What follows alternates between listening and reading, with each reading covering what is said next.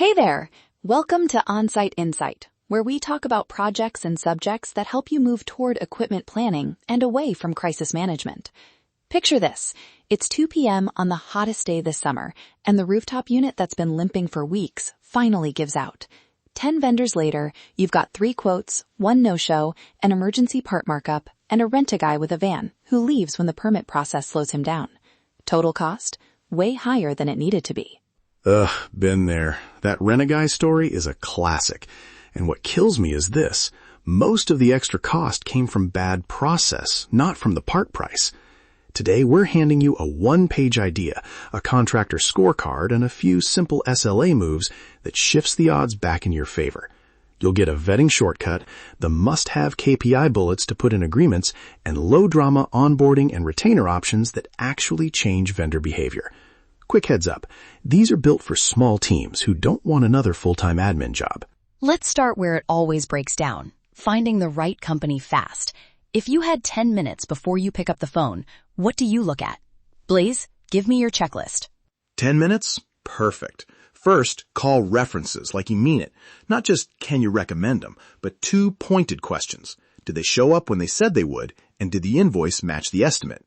Second, check licensing and insurance online. Don't accept a vague "we're insured" line.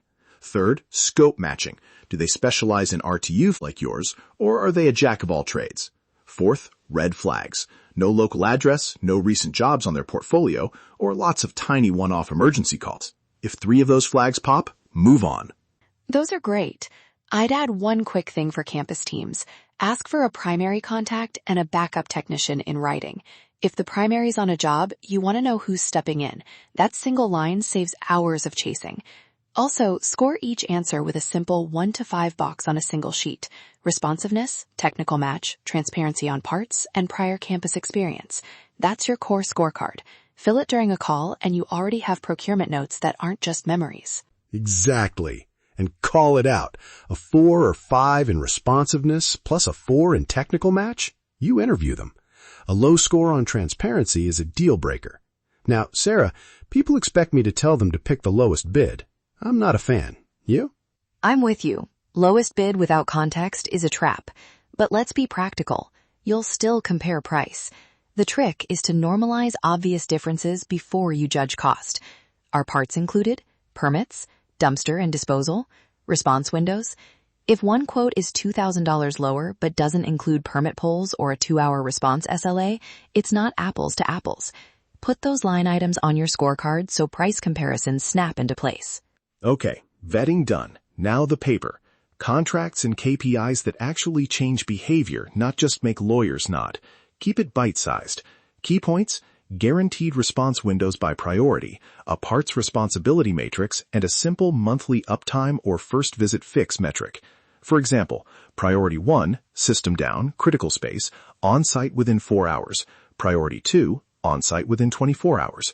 First visit fix target, 70% for routine jobs. Those numbers are defensible and measurable. I want to interrupt that because I get questions about that 70% first visit fix. Some texts will say it's unrealistic because parts aren't stocked. My recommendation, combine the KPI with parts stocking expectations and a small parts retainer. If a tech carries certain common items for your RTUs, capacitors, contactors, belts, your first visit fix goes way up. The retainer can be as small as a monthly credit for parts that the vendor can draw against. It's not free, it's insurance that reduces emergency labor and downtime costs. Right, and here's where some friction helps. I've heard facility managers balk at retainers. I shouldn't pay someone for nothing. Fair. But compare that small monthly fee to one emergency replacement on a hot day. If the retainer buys you a 30% reduction in emergency calls, it pays for itself fast. Also put in simple remedies. Missed SLA credits. Not heavy penalties. Service credits. If they miss 2 priority 1 windows in a quarter, you get a credit or a free preventive visit. That keeps it proportional. Exactly. Also, write responsibility lines clearly. Who pulls permits, contractor or client, and who covers expedited shipping for specialty parts. Make that a checkbox in the agreement so no one surprises you after the invoice. One more KPI that's a lifesaver: response accuracy. Track estimate to invoice variance. If a vendor consistently overruns estimates by 25% or more, they're not your pricing partner, they're risk. Now the part teams hate, onboarding and keeping them honest. Don't let onboarding be a handshake. Do a kickoff that covers two things, a systems walkthrough and an escalation map. Walk the first two techs through the rooftop, show them common trouble spots, and get their photos or names in your CMMS. For escalation, list the regional manager, your maintenance lead, and an after-hours contact with response expectations. That tiny document eliminates 50% of the who do I call calls in the first 30 days. Yes, and build a simple quarterly check-in into the contract. 5 minutes on a call, not a 30-page review. Look at the scorecard metrics, 3 examples of completed jobs, and any recurring issues. If the vendor's performance slips, you escalate to the retainer terms or rescore them. And I'll say this bluntly, replace vendors that consistently miss the basics. Small teams often keep underperformers out of inertia. That's costlier than the change itself. Quick, real example. Campus I worked with used a $150 monthly retainer per building for 5 common parts and guaranteed a 6-hour priority 1 response. The vendor had to track first visit fix and parts usage. In 1 year, emergency replacements dropped 40% and the campus budgeted less for ad hoc replacements. People thought the retainer would be money down the drain, but it ended up freeing budget for planned upgrades. That's the exact kind of proof people need. Okay, before we wrap, let's make this usable. 3 immediate moves you can do this week. 1, grab the 1-page scorecard and use it on your next vendor call. 2, add 3 SLA bullets to your next SOW, response windows, permit responsibility, and a part stocking expectation. 3, pilot a small monthly retainer with 1 trusted vendor and measure first visit fix over 90 days. Try one or all. Small steps compound. And if you want a real shortcut, download the Contractor Scorecard template at OnSite Insights. Fill it out during your next call, and you'll have decisions based on notes, not memory. We made the template fill in the blank on purpose. It takes 10 to 20 minutes to vet a vendor instead of 10 hours of chasing. No legal tome, just practical fields that change outcomes. Thanks for that, Blaze.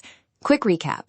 Vet fast with a 1-page scorecard, put bite-sized KPIs and clear responsibilities in your agreements, and use onboarding plus small retainers to improve first visit fix and reduce emergencies. Do one small thing this week. Fill out the scorecard during your next vendor call. On-Site Insight, where we provide insight for your on-site. Before we go, quick honest note. This isn't a silver bullet. It takes steady attention for a quarter to see real change. But the work is low effort and high return, which suits the teams we talk to. Next episode, we'll dig into simple permit strategies that cut weeks off replacement timelines. You'll want that one if permits have ever held up a job for you. Thanks for listening to On-Site Insight, where we discuss issues important to the unsung heroes of facility management. Download the Contractor Scorecard at On-Site Insights and try it this week. If you've got a story about a contractor who changed how you do business, good or bad, send it our way. We'll see you next time.